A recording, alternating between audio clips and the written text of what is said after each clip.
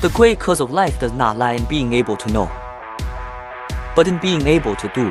Huxley, I heard about him a few months ago, and I couldn't help but want to see him for myself.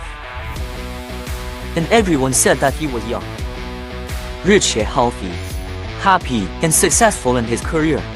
Once, when he stepped out of the TV studio, I followed him for weeks. During this period, he traveled all over the world and abroad, contacting both the president and the sick, covering all walks of life. Although he was dusty along the way, he always had a smile on his face, and he was like glue with his 10 loves and 10 wives. After a busy day at work, the couple flew back to their home in San Diego, California. It's a villa overlooking the Pacific Ocean, and it's a place to spend days with your family. The young man is only 20 years old and has only a high school education.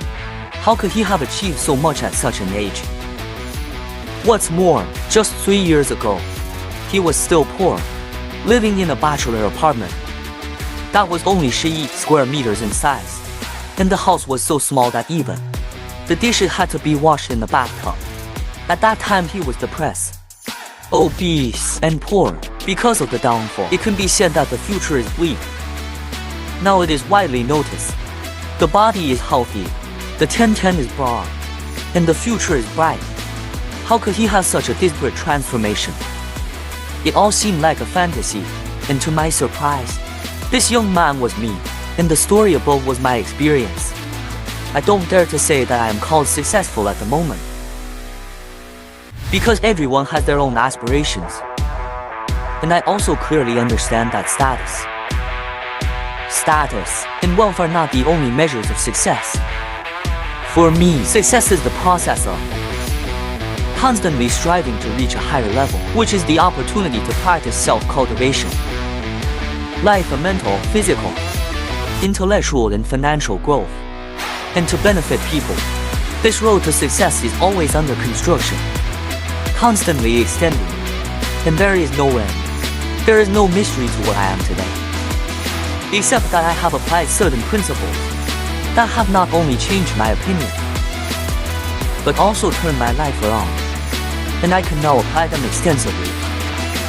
I am writing this book to tell you about those principles, and I sincerely hope that you will find out from this book the techniques, methods, and ideas that have helped me and will certainly help you.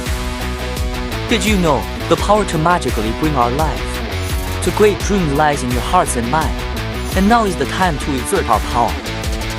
When I look back and find that my dream came true so quickly, I feel inexplicable gratitude and awe in my heart. And I believe that this is not because God is particularly kind to me.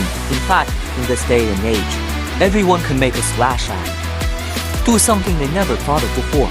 For example, Steve Jobs, the founder of Apple Computers, held his belief in home computers when he was a penniless child in teens, and finally founded a company ranked among the top 500 companies in Fortune magazine, and its growth speed is unparalleled.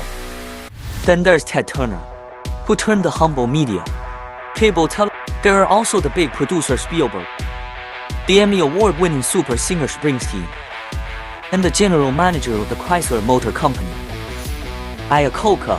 Excuse me, what qualities do they have in common? In addition to their well-known achievements, there is only one answer, and that is the ability to make a difference. Competence is a controversial term that varies from person to person. In my opinion, the greatest ability is not only to be able to fulfill one's own desires, but also to benefit society. Turning the pages of history, the ability to grasp human beings has always presented different and opposing faces. Early ability refers to physical strength, and the strongest and agile person can refer to the rejuvenating person. After civilization, power becomes power, which comes from inheritance, held by princes and nobles, and cannot be shared by others. In the early days of the Industrial Revolution, capacity was turned into financial power, and the capitalists dominated the direction of industry. Today, these three abilities still influence human activities, but one of the most powerful abilities has emerged. and that is professional knowledge. As most of us know, today is the information age. New ideas, trends, and ideas affect everything around us every day. Whether it's esoteric quantum, physics, or what the masses call burgers, if you want to describe the characteristics of this era, it is the flood of information. From newspapers and magazines, to television, and even computers, new information is coming like a storm, forcing us to see, listen, and think all day long, so that those who have information in this society and can use it well have the supreme power held by the ancient emperors. As Galbraith put it, the driving force of industrial society is money. But in the information society, it is knowledge. Then people will see the emergence of a new class that has information and is not held hostage to ignorance, whose ability comes not from money, not from land, but from knowledge. We are fortunate that we were not born in ancient times, and it is impossible for us to have power unless we were a prince or noble. We are also fortunate that we were not born at the beginning of the Industrial Revolution, and if we were not born in a wealthy family, we would not have the power to accumulate wealth. But today, the power of knowledge is in everyone's hands, and any hidden genius has the potential to start a big company that will impact the world. Therefore, today's information is like the scepter of an ancient emperor, and those who have special knowledge can turn their lives around and transform the world. Indeed, there is a lot of special knowledge in the United States that wants to turn a life around. In every bookstore, every video store, every library, you can get the knowledge you need from all kinds of lectures, seminars, and teaching courses. There is no shortage of best-selling books in the market, and there is no shortage of books for personal success. And this book is growing day by day, and the knowledge we need is also in it. However, we can't help but ask, why are some people so successful, but others who are still the same? And why isn't it that everyone has access to power, happiness, wealth, health, and success? The answer lies in the fact that even in the information age, knowledge alone is not enough. Often when we look at people who have achieved extraordinary things, we have the illusion that they have some special gifts. But after digging deeper, we have the illusion that they have some special gifts. But after digging deeper, we will say that what makes them different from ordinary people is that they know what kind of action to take. Action refers to the practice of achieving a goal and is indispensable for success. Knowledge can only be regarded as a hidden power before it reaches the hands of those who can use it, and it cannot be regarded as a sharp weapon, but it can be developed by any of us.